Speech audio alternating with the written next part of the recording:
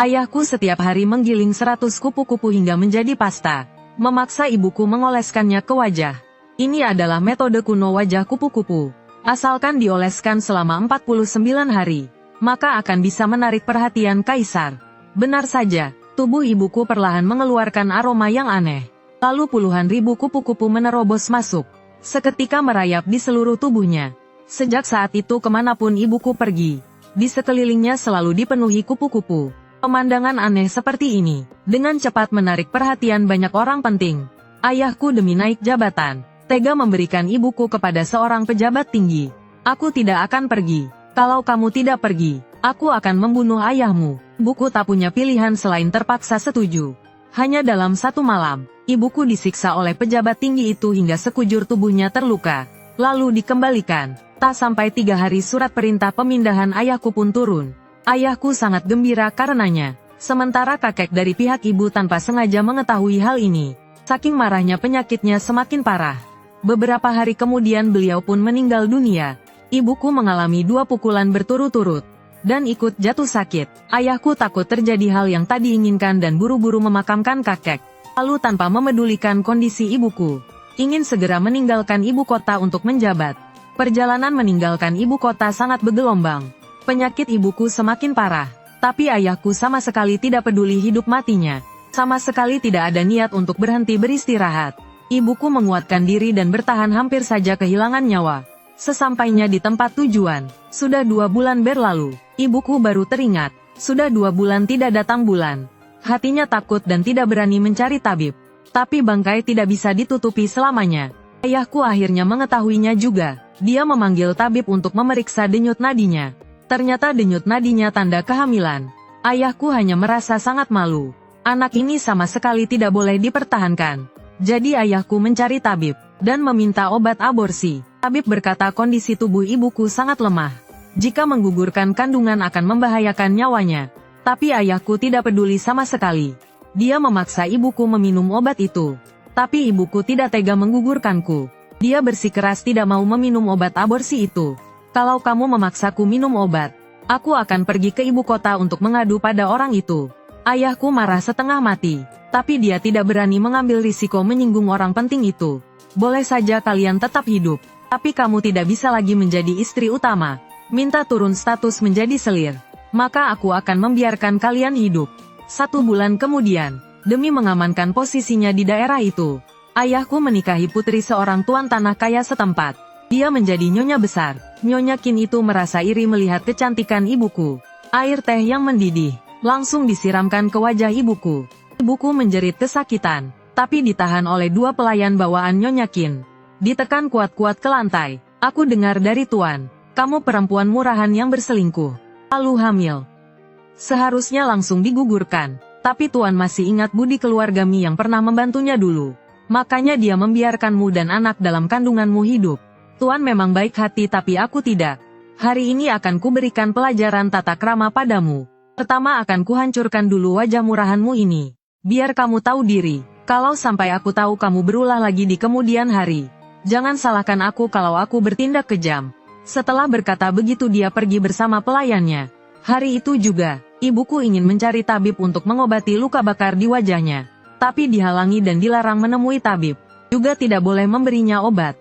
Wajah ibuku akhirnya rusak. Nyonya Kin menyiksa ibuku secara fisik. Tetapi suplemen dan makanan tidak pernah dihentikan. Jadi saat aku masih di dalam kandungan ibuku, nutrisinya tercukupi. Awalnya ibuku merasa aneh. Bagaimana mungkin Nyonya Kin begitu baik hati? Kemudian setelah mengamati dia menemukan keanehan. Yaitu ada seorang wanita tua dari ibu kota yang tinggal di kediaman.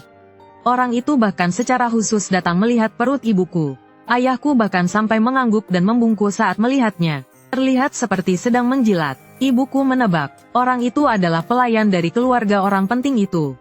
Orang penting itu sepertinya mendapat kabar dari suatu tempat, dan mengirim orang untuk menjaga kandungan ibuku.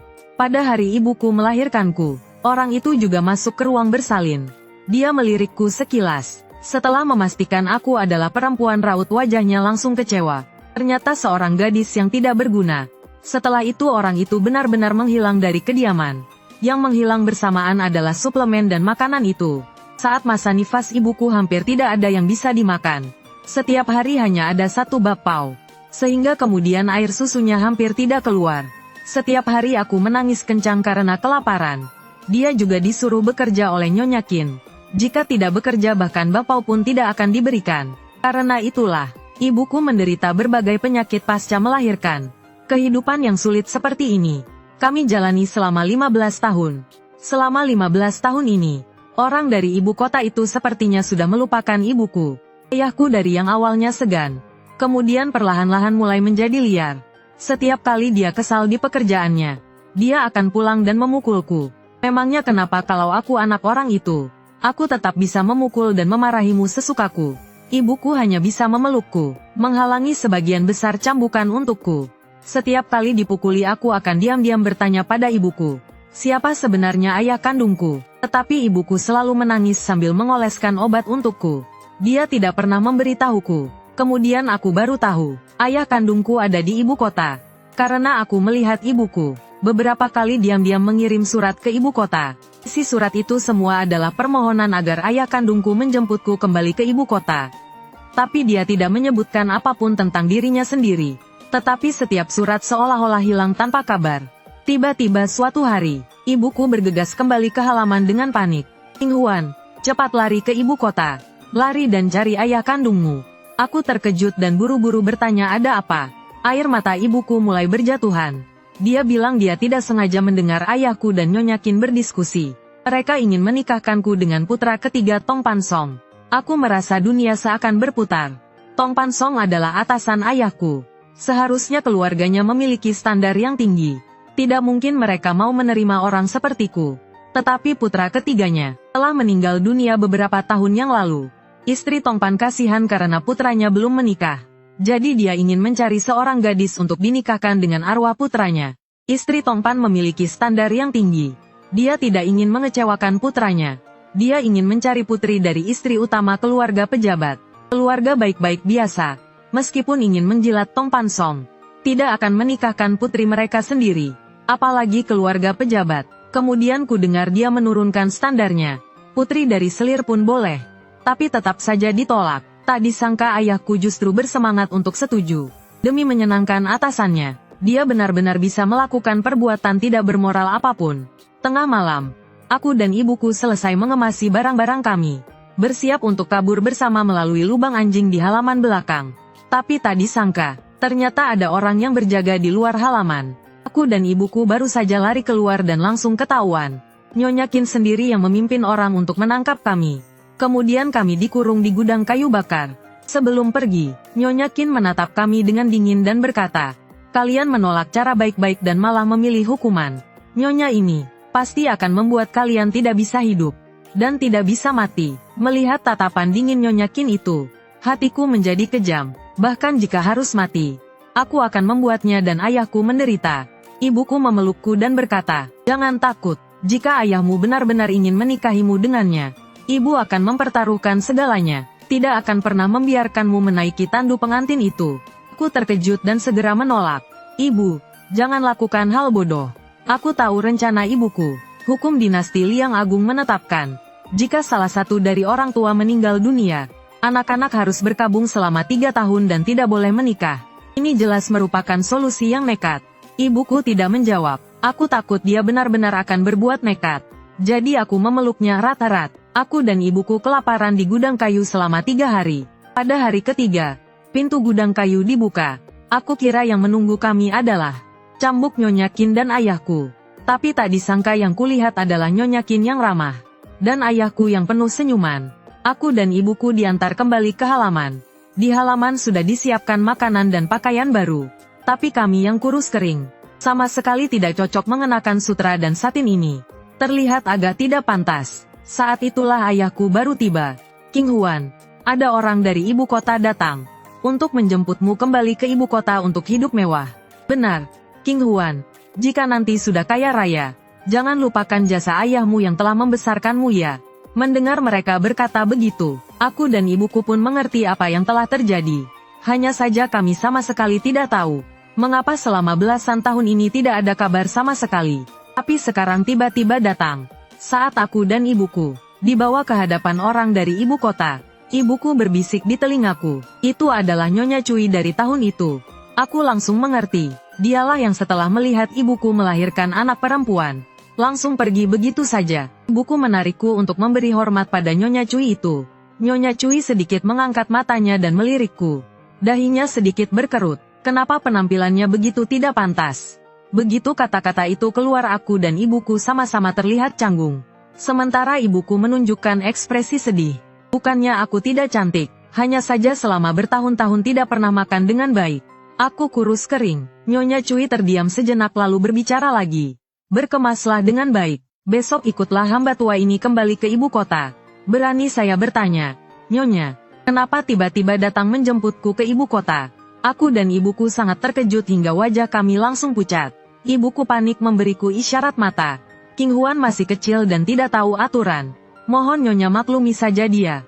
Nyonya Cui berdeham pelan, menilaiku sekali lagi, kemudian berkata, Tuan Markis dan Nyonya Besar telah memutuskan untuk menjodohkanmu. Hamba tua ini datang untuk menjemputmu kembali ke ibu kota untuk menikah. Tidak peduli kamu mau atau tidak, kamu harus pergi. Aku mengerti maksud dari kata-katanya. Pada saat yang sama aku juga tahu bahwa ayah kandungku ternyata seorang markis. Mau. Ini adalah berkah bagi King Huan. Sambil berkata dia memelototiku, memberiku isyarat agar aku segera setuju. Aku melirik dan melihat wajah ibuku tampak menderita. Tubuhnya gemetar dan dia menggigit bibirnya kuat-kuat. Aku tahu dia menyalahkan dirinya sendiri. Menyalahkan diri karena tidak bisa melindungiku. Membiarkanku diatur oleh orang lain sesuka hati. Aku menggenggam tangan ibuku yang gemetar. Kemudian aku berkata pada Nyonya Cui, aku akan ikut denganmu ke ibu kota. Tapi aku harus membawa ibuku. Ibuku tiba-tiba menatapku. Aku menepuk pelan tangannya, memberinya isyarat untuk tidak bicara dulu. Nyonya Cui mengerutkan kening. Tidak boleh. Aku tahu Nyonya Cui pasti tidak akan menyetujui permintaanku ini. Karena istri bangsawan itu tidak akan mengizinkan. Tapi meskipun dia setuju, aku juga tidak berani membawa ibuku ke sana. Aku mengatakannya untuk bernegosiasi. Aku tidak membawa ibuku juga tidak apa-apa. Tapi ibuku harus pindah dari sini. Selain itu kamu harus mengatur 2 pelayan untuk melayani ibuku. Kalau tidak, aku lebih baik mati daripada pergi ke ibu kota. Benar saja aku mengambil jalan tengah. Nyonya Cui langsung mengangguk tanpa berpikir panjang. Ayahku dan Nyonya Cui dengan cepat menentukan hari kepergianku, yaitu keesokan paginya. Malamnya ibuku memegang tanganku sambil terus menangis. Dia tidak rela aku pergi. Dia bilang semua salahnya karena tidak bisa melindungiku. Aku memeluk ibuku untuk menenangkannya. Bu, aku pergi ke ibu kota. Setidaknya tidak akan lebih buruk dari di sini. Ayah kandungku itu, meskipun belum tentu punya perasaan ayah dan anak kepadaku, tapi keluarga terpandang sangat mementingkan reputasi. Setidaknya tidak akan setidak tahu malu sepertinya, sampai tega menjual istri dan anaknya. Ibuku juga tahu sekarang tidak ada cara lain, hanya bisa pasrah dan setuju. Malamnya dia memegang tanganku dan kami bicara semalaman. Keesokan paginya, Nyonya Cui mengatur orang untuk membantu ibuku pindah dari rumah, mencarikannya sebuah rumah kecil di jalan lain untuk ditinggali. Selain itu meninggalkan 2 pelayan untuk melayaninya. Setelah itu dia mendesakku untuk naik ke kereta kuda, hendak membawaku pergi. Aku berada di dalam kereta kuda, melihat ibuku mengejar kereta sambil berlari dan menangis. Di tengah perjalanan aku jatuh beberapa kali. Hatiku terasa sangat sakit. Akhirnya dengan tega aku menurunkan tirai. Tidak ingin ibuku melihatnya. Aku pun menangis terseduh-seduh. Aku harus pergi. Hanya dengan pergi dari sini ke ibu kota, mungkin aku baru punya kesempatan untuk menjadi kuat. Agar penderitaan yang aku dan ibuku alami selama bertahun-tahun ini, bisa kubalaskan semuanya pada mereka. Selama setengah bulan perjalanan dengan kereta kuda ini, Nyonya Cui terus mengajariku berbagai tata krama. Bahkan jika gerakanku salah, dan dipukul dengan tongkat kecil oleh Nyonya Cui, aku tidak mengeluh sedikit pun. Aku tahu ini semua demi kebaikanku. Nyonya Cui sangat keras dalam mengajar tata krama, tapi dalam hal makanan dia tidak pernah menelantarkanku. Berbagai suplemen terus-menerus diberikan padaku, membuat tubuhku lebih berisi dalam setengah bulan. Raut wajahku juga terlihat jauh lebih baik. Aku juga tahu bahwa ayah kandungku adalah Markis Ningyuan Ye Zongyu. Meskipun dia sangat playboy tapi tidak memiliki putra. Selain aku dia masih punya 3 orang putri. Putri tertua menikah dengan Jenderal Besar Zhen Yuan. Putri kedua menikah dengan putra wakil menteri Personalia. Sedangkan untuk perjodohanku ini, seharusnya adalah untuk putri ketiga. Tetapi Ye Zhongyu tidak bersedia. Jadi dia teringat padaku. Nyonya Cui baru memberitahuku saat hampir tiba di ibu kota. Memberitahuku tentang perjodohanku, yang diputuskan oleh pihak Ibu Suri. Meminta putri ketiga Markis Ningyuan untuk masuk istana menjadi selir. Masuk istana menjadi selir. Seharusnya ini adalah hal baik yang tidak bisa didapatkan banyak orang. Tetapi Kaisar saat ini menderita penyakit batuk darah. Semua tabib istana berkata hidupnya hanya bisa bertahan 3 tahun. Semua orang di istana mulai diam-diam memilih pihak. Di antara mereka yang paling berpeluang mewarisi tahta adalah Pangeran Anyang, saudara tiri Kaisar dari ibu yang berbeda. Dan Ibu Suri demi menstabilkan situasi di pemerintahan, mengeluarkan dekret untuk menikahkan putri ketiga Markis Ningyuan ke istana. Itu sama saja dengan mengikat Markis Ningyuan, Jenderal Besar Zenyuan dan juga asisten Menteri Gengbu, ditarik ke pihak Kaisar. Hanya saja tidak kusangka Ye Chongyu licik seperti rubah. Dia memanfaatkan celah untuk membawaku kembali, mengatakan aku adalah putri ketiga, sedangkan putri ketiganya yang asli, secara otomatis menjadi putri keempat. Di hari kedua setelah Ibu Suri mengeluarkan dekret, dia menikah dengan Pangeran Anyang. Sekarang nasi sudah menjadi bubur. Ibu Suri hanya bisa menelan kekalahan ini dalam diam. Sejak saat itu, aku tahu betapa berbahayanya kedatanganku ke ibu kota kali ini. Aku terjebak di tengah perebutan kekuasaan beberapa pihak. Masing-masing dari mereka adalah raksasa. Cukup dengan satu gerakan jari saja mereka bisa menghancurkanku.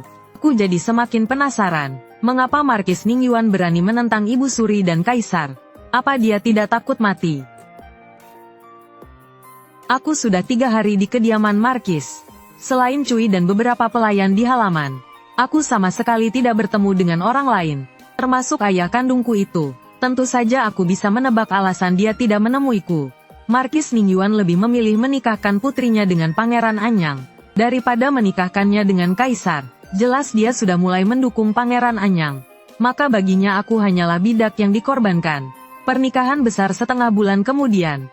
Pekerjaan di permukaan tetap dilakukan di kediaman. Bahkan mahar juga disiapkan cukup banyak. Tandu dari istana yang menjemputku sudah menunggu di depan gerbang. Aku mengenakan gaun pengantin berjalan keluar gerbang utama dengan dipapah oleh pelayan. Dari awal sampai akhir aku tetap tidak bertemu dengan Markis Ningyuan. Aku menoleh untuk melihat pemimpin rombongan penjemput pengantin. Aku mau Cui menjadi pendampingku. Kepala pelayan itu mendengarnya dan langsung berlari kecil masuk ke dalam. Setelah beberapa saat, dia keluar bersama dengan Cui. Nona ketiga, hati-hati, jalannya licin. Hamba tua ini akan menemanimu menikah. Dengan dipapah Cui aku masuk ke dalam tandu. Rombongan pun mulai bergerak menuju istana. Aku diangkat oleh Kaisar menjadi selir Jing dan menempati pavilion Fufeng. Sampai tengah malam pun Kaisar tidak kunjung datang. Hanya seorang kasim muda kekaisaran yang datang menyampaikan pesan. Kaisar sibuk dengan urusan negara dan sudah beristirahat di ruang belajar kekaisaran. Di malam pertama pernikahan Kaisar bahkan tidak mengizinkanku untuk melayaninya. Ini benar-benar sebuah lelucon. Cui maju membantuku melepaskan hiasan rambutku dan berkata, "Nyonya tidak perlu terlalu banyak berpikir. Kaisar bersikap seperti ini bukan karena Nyonya adalah pengantin pengganti. Semua selir yang masuk istana sebelumnya juga diperlakukan seperti ini. Ku dengar ini karena Kaisar dan Ibu Suri sedang berselisih." Aku penasaran dan bertanya, berselisih tentang apa? Cui terdiam sejenak sebelum akhirnya bicara. Ada desas-desus yang mengatakan bahwa kesehatan Kaisar buruk dan sulit memiliki keturunan. Ditambah lagi tabib istana mengatakan bahwa hidup Kaisar tidak akan lama lagi. Karena itu Ibu Suri khawatir Pangeran Anyang akan naik tahta. Jadi dia memilih berbagai wanita cantik untuk masuk ke istana untuk Kaisar. Hanya demi melahirkan seorang pangeran untuk mewarisi tahta. Sayangnya para wanita cantik ini masuk ke istana. Kaisar tidak pernah menyentuh mereka. Jadi ada rumor, kesehatan Kaisar sangat lemah. Sudah tidak bisa lagi. Sampai di situ Cui berhenti bicara. Tidak berani melanjutkan perkataannya. Saat ini aku pun mengerti. Mungkin Kaisar merasa bahwa Ibu Suri menganggapnya sebagai alat untuk melanjutkan keturunan. Jadi terhadap orang-orang yang dipilih oleh Ibu Suri, dia tidak menyentuh satupun dari mereka. Soal apakah Kaisar sudah tidak bisa melakukan hubungan suami istri, itu bukanlah hal yang harus kupikirkan sekarang. Selir yang baru masuk istana, keesokan harinya harus pergi memberi salam kepada Ibu Suri. Aku membawa Cui ke istana Soukang. Seseorang keluar tanpa melirikku sedikit pun. Langsung berkata, Ibu Suri belum bangun. Selir Jing silakan berlutut dan tunggu di depan pintu. Aku tidak banyak bicara dan langsung berlutut. Orang itu melihatku tahu diri dan tidak berkata apa-apa lagi. Di depan pintu istana Soukang. Berdebat hanya akan membuat nasibku lebih buruk. Lagi pula jelas sekali Ibu Suri menyimpan dendam padaku. Berdebat juga tidak ada gunanya. Tentu saja dendam ini mungkin karena Markis Ningyuan. Bisa juga karena kejadian semalam. Kaisar tidak bermalam di pavilion Fufengku. Tapi apapun itu aku harus menanggungnya. Aku berlutut entah berapa lama. Aku merasa lututku sudah mati rasa. Gerbang halaman istana Soukang baru terbuka. Selir Jing silakan masuk. Ibu Suri sudah bangun. Aku bergegas berterima kasih. Dengan bantuan Cui, aku bangkit dan mengikutinya masuk. Ibu Suri duduk tegak di atas dipan empuk. Aku memperhatikan bagian bawah mata Ibu Suri. Memang ada sedikit lingkaran hitam.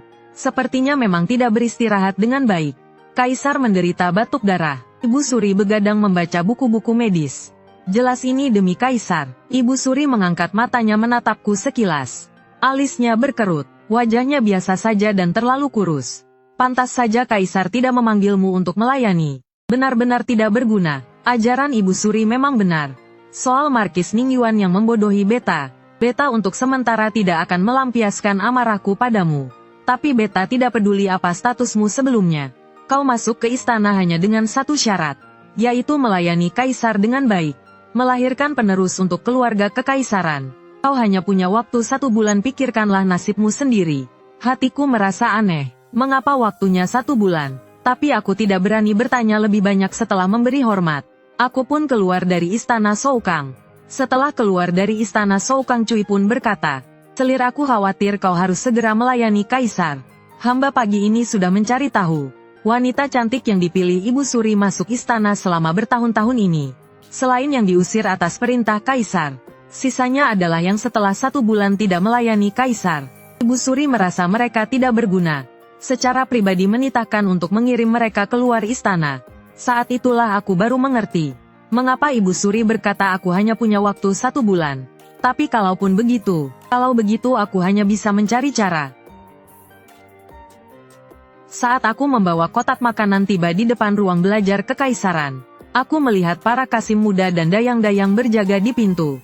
Menggigil ketakutan. Tanpa menunggu aku bertanya, aku mendengar teriakan keras dari dalam. Kakanda Kaisar akan mengirim semua perak dari kas negara untuk bantuan bencana. Bagaimana dengan Adinda yang tidak punya perbekalan? Mendengar suara ini tubuh Cui gemetar. Lalu dengan cepat berbisik kepadaku. Ini adalah suara Pangeran Anyang.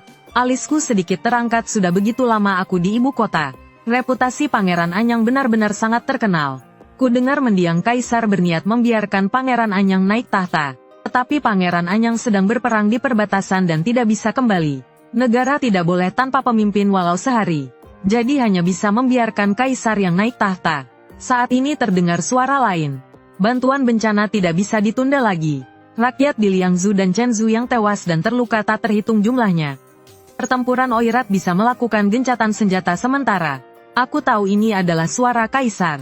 Saat ini suara Pangeran Anyang tiba-tiba meninggi. Kakanda Kaisar, bukankah Anda iri pada Adinda?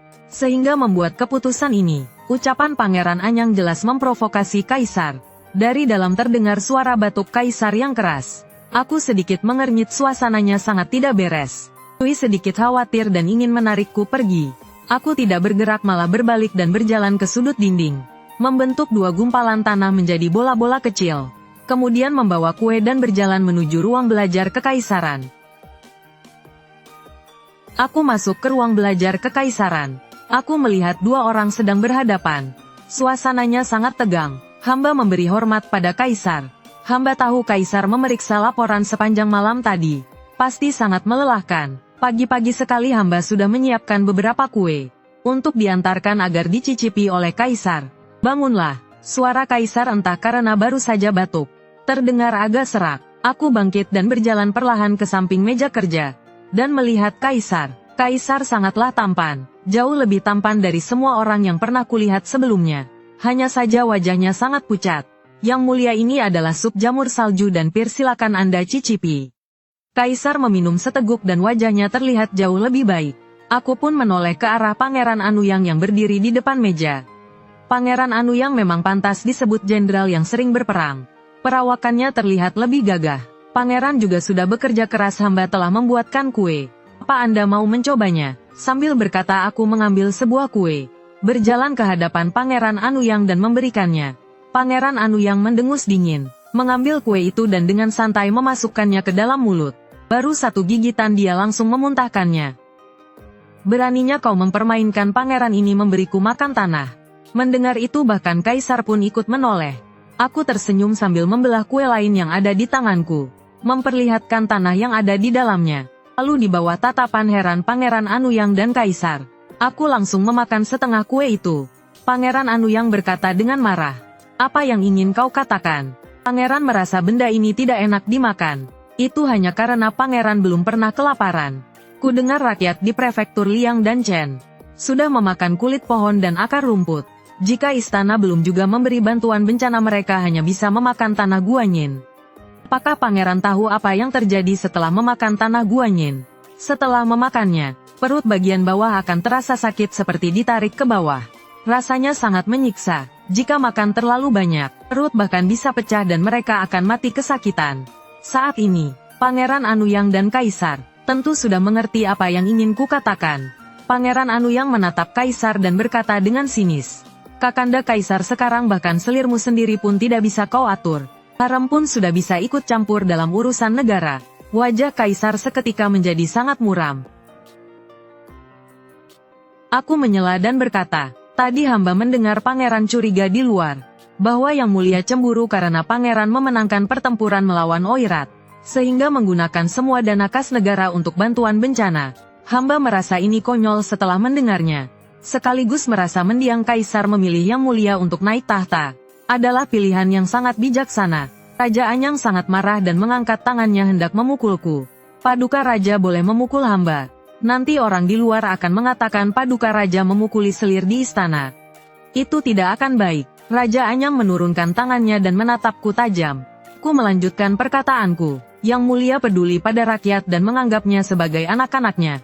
Sedangkan Paduka Raja hanya memikirkan jasa besarnya sendiri. Tapi tidak pernah memikirkan nasib rakyat. Perbedaannya sangat jelas. Bawahan militer Paduka Raja, bukankah ada orang dari Liangzhu dan Chenzhou?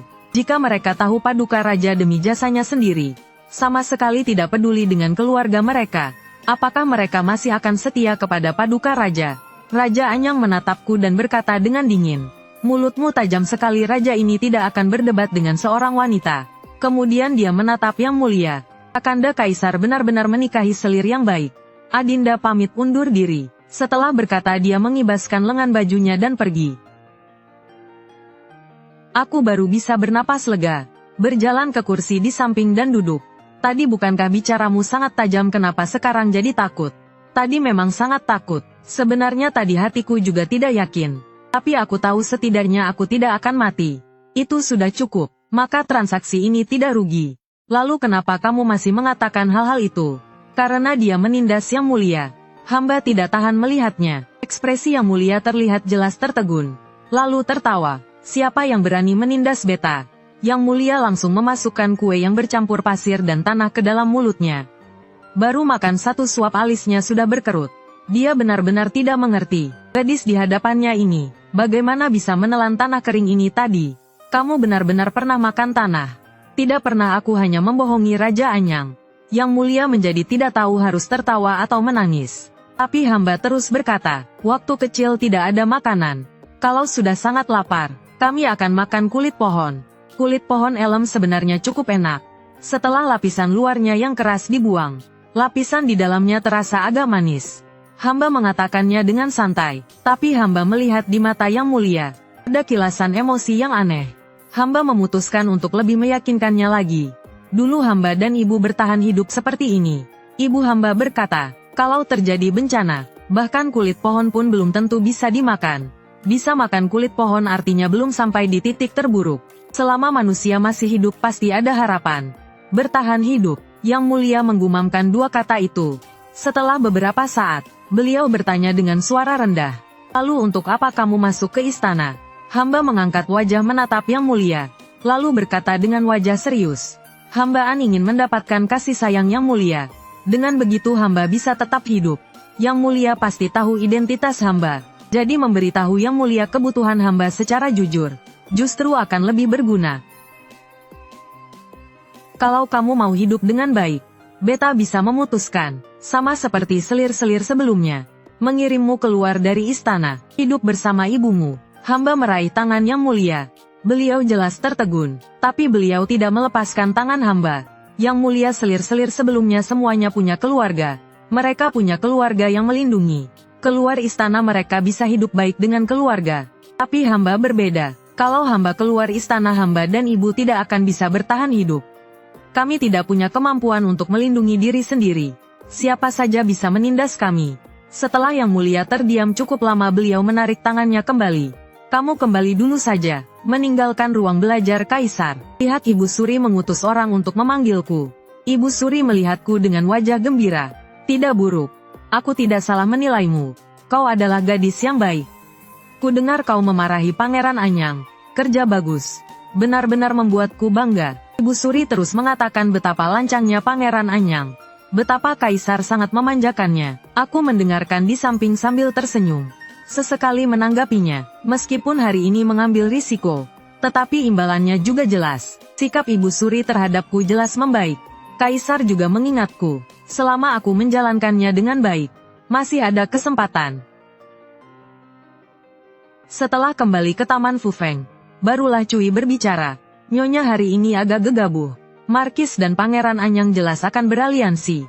Nyonya telah menyinggung Pangeran Anyang. Khawatir Markis tidak akan senang. Bibi, aku ini hanyalah pion yang dibuang. Jadi untuk apa aku peduli pada Ye Zhongyu? Markis dan Nyonya selalu menyayangi Nona keempat. Nona keempat memiliki temperamen yang buruk. Dan dia menikah dengan Pangeran Anyang. Anda hari ini memarahi Pangeran Anyang. Markis tidak akan mengatakan apa-apa. Tetapi khawatir Nona keempat akan marah. Aku tahu Cui mengingatkanku dengan niat baik.